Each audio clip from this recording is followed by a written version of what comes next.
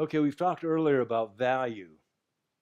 Well, it's important to understand that your value has to come in there. If you don't have value, you're not going to get any exchange with anybody else. So the question is, where is your value? Okay, that's the number one question. We're going to get into later what's called dynamic value. But what is your value? So what we have is a thing called a sweet spot analysis. And so what I'm going to do is go over how you look for your sweet spot. And then we're going to look at if you have multiple sweet spots, what do you do? That'll come into another blog, not right now. This is just finding your sweet spot or spots, okay?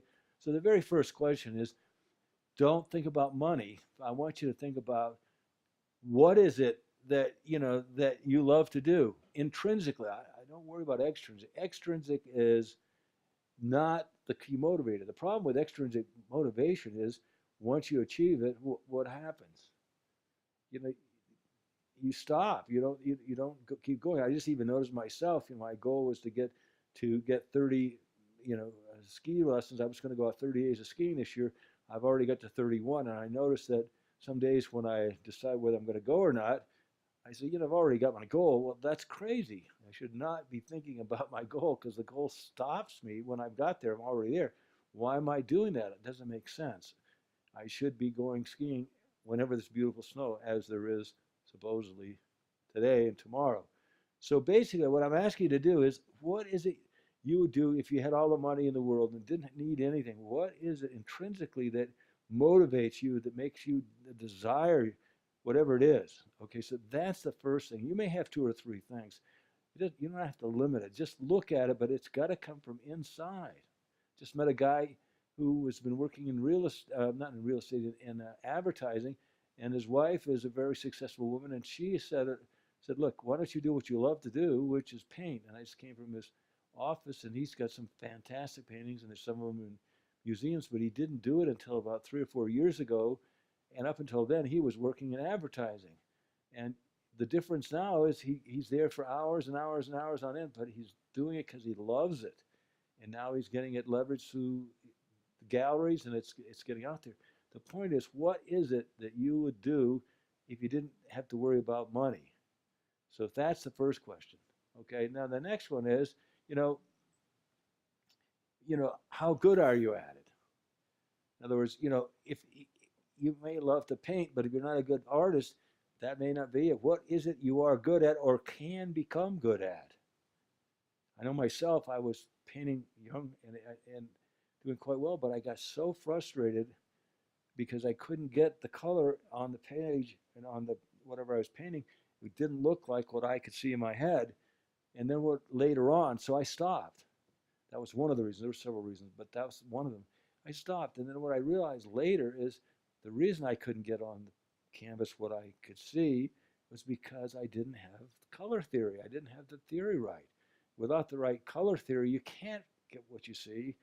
And that's what stopped me. So if I ever go back to painting, the first thing I'm going to do is spend the first initial conditions is to learn the color wheel and understand color theory so that I can get what I'm seeing, not what I end up with, which is extremely frustrating.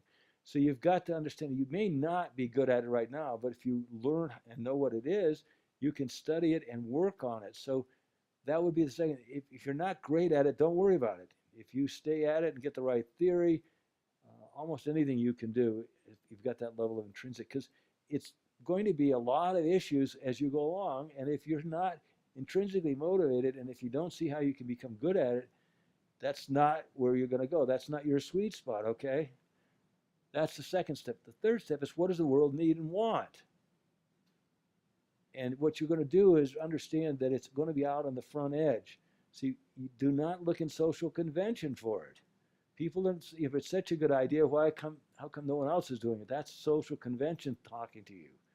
And they're in the middle. It starts on the fringe and edge. So what you got is it starts at the fringe wildly, then it gets to the edge, then it goes from the edge, it goes to the realm of the cool, and then it goes to the next big thing, and then it goes to social convention. So don't ask anybody else who's already in social convention if this is a good idea. They're going to say, no, it's not. When I started my own newspaper as a kid, my dad said, well, if it's such a good idea, how come someone else hasn't done it? that would kill it. That's social convention. I was out on the fringe and edge, and I ended up making more money per month than my father because I just went ahead and did it. But if you're going to do it, you're not going to get full agreement. In fact, you're going to get more disagreement than agreement when you start. But just don't listen to them. If you're intrinsically motivated and you think the world needs it, see, I think the world needs to converge. It is going to converge. The question is, going to converge cooperatively or competitively? Are we going to be fighting, or are we going to work together and create synergy? I think working together and synergy is where it's headed, or should be headed, and it's attempting to do that now. That is not got a lot of agreement yet, but it's happening.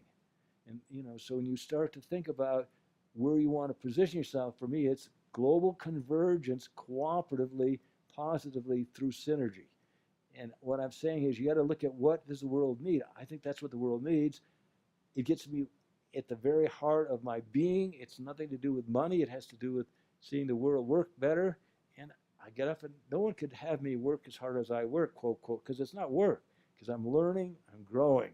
So that's the next piece. So what does the world need? Now, look, when you get all these put together, okay, you're going to create, we're going to get into it later, dynamic value. And that's where the real issue comes. This is the start of it. Now, if it turns out that you need more than, you get, let's say you have 2 or 3 things that you think you got that you have intrinsically that the world needs, then I have a thing called basically it's called the opportunity filter, which we're going to cover in another blog here. So I will go over the opportunity filter, but first you got to do this. Do this and really go intrinsically deep. And by the way, I don't care how good you are at it now. If you're intrinsically motivated, you could spend an hour a day, every day, 5 days a week, and at the end of a year, you're going to be an expert. You just will. The next thing, of course, is you got to have the experience to take it to the next level. So you're going to need to find a master who has at least some of the qualities of what you want. Don't worry, you're not going to do what he does or she does. You're just going to have to mash up your uniqueness with whatever you love to do, whatever the world needs, not what the world wants. And the world's not going to agree. By the way, to be unique, you're not going to get full agreement. Most people are not going to understand what you're doing. You don't have to worry about that, because that means you're on the right path. So you got to get the knowledge, and then you're going to get the experience. And the only way I know to get the experience is to actually go and study with a master who has this figured out. You will take it and put your uniqueness to it, and it will be unique. I mean, if you think about matching up is the key, because if you do, it'll be unique. In other words, if you look at the surfboard and you look at skiing, all of a sudden you got what? Snowboards. Okay, that's a mashup. All of a sudden create a whole new industry. If you look at Reese's Pieces, you got chocolate, you got peanut butter. That's, if you look at the Wii paddle, and when you start playing those things, that came from the sensor that's used on the brakes of cars. That's the brake sensor is what created the Wii paddle. So all of these things that are unique are a mashup of 2 things. And so you're going to mash up your uniqueness with the thing that you're intrinsically loved with and studied with a master. You will not be the master. You will be your own master when you mash them together. So that's the whole idea here, is find it. Now, if you get more than one sweet spot, we're going to talk about that in another video. Thanks. I learned from Bucky a long time ago that the bigger the picture, the more accurate your prediction. There's nothing in a caterpillar, if you just study a caterpillar, will ever tell you about scenario butterfly. So my entire life, I am working as much as I can to be a comprehensivist. That is interested in everything, so I can make better choices, better decisions, and have a better perspective. What can I do for you?